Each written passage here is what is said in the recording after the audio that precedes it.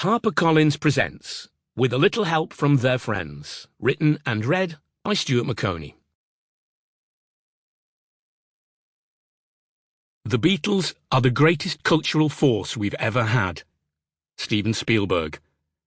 They were like the sun coming up on Easter morning. John Updike.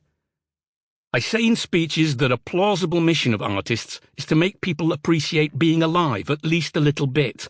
I am then asked if I know of any artists who pulled that off. I reply, the Beatles did. Kurt Vonnegut. What the Beatles did can never be replaced or superseded.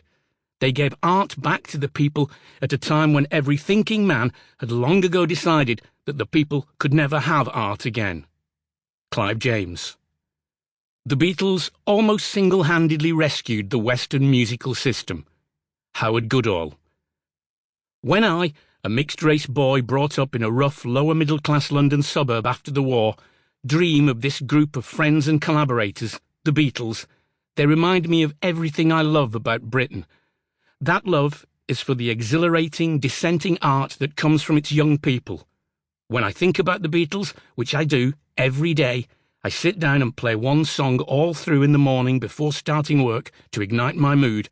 I dream of magic, stardust and variety, of lightness, charm and joie de vivre. And I often wonder how this sunshine seemed to break out one fine day in the 1960s. Hanif Kureishi. Totally devoid of talent. Noel Coward. I suppose we'll stay doing this sort of stuff for a couple of years. I mean, naturally, we won't be able to stay at this level, but we should have another 2 years at least, I think. George Harrison. Backstage, Doncaster, 1963. Introduction. One afternoon in 2007, I was sitting in a dressing room at the Roundhouse in London interviewing Paul McCartney, who was appearing there that night in a concert for the BBC. I've met Paul McCartney 3 times now, I think, but I can barely remember anything about those meetings, a common syndrome amongst his many interviewers. Craig Brown notes that the same thing happens to the memories of people who met the late Queen Elizabeth II. The details that adhere about these encounters are the odd ones. He offered me some chocolate Brazil nuts backstage in Manchester and was mildly, charmingly flirtatious with my co-presenter, Elizabeth. The second occasion was in a studio in Broadcasting House, and the only thing I remember is that he signed my copy of his new album without being asked, which I thought was both briskly efficient and genuinely sweet. Everyone's going to ask, aren't they? And it saves all present an eggy moment. But on that particular North London afternoon in 2007, it was all going so well that I decided to risk a few curveball questions, working on the principle that every avenue of inquiry about the Beatles and their music, their friendships, feuds, songs, drums, hair, shoes, and so on, had been fastidiously and perhaps tediously, for him, trodden over 1,000 times before by 1,000 different excitable and nervous interviewers. This is how I came to ask Paul McCartney if he'd ever thought he'd rather have been in Gerry and the Pacemakers. Let me try and explain what I meant by this.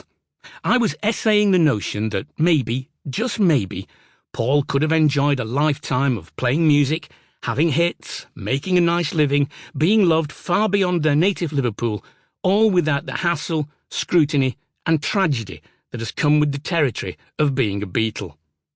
I guess I was trying to be smart. I failed. Paul McCartney, one of the most musical human beings who has ever lived, one of the most significant cultural figures in history, looked at me as if I was demented, which I did feel a little, and said with a baffled but kindly smile, "Stuart, you do know that I was in the Beatles, don't you?" I answered that I was well aware of that, and somehow managed to steer the interview back onto saner, safer ground. I suppose, in part, this book is my way of saying sorry.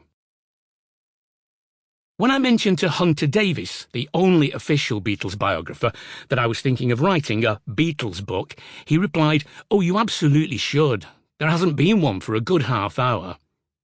There are over 2,000 books about the Beatles, as well as the ones you might reasonably expect, the ones about their singles, albums, films and concerts. There are serious... Sample complete. Ready to continue?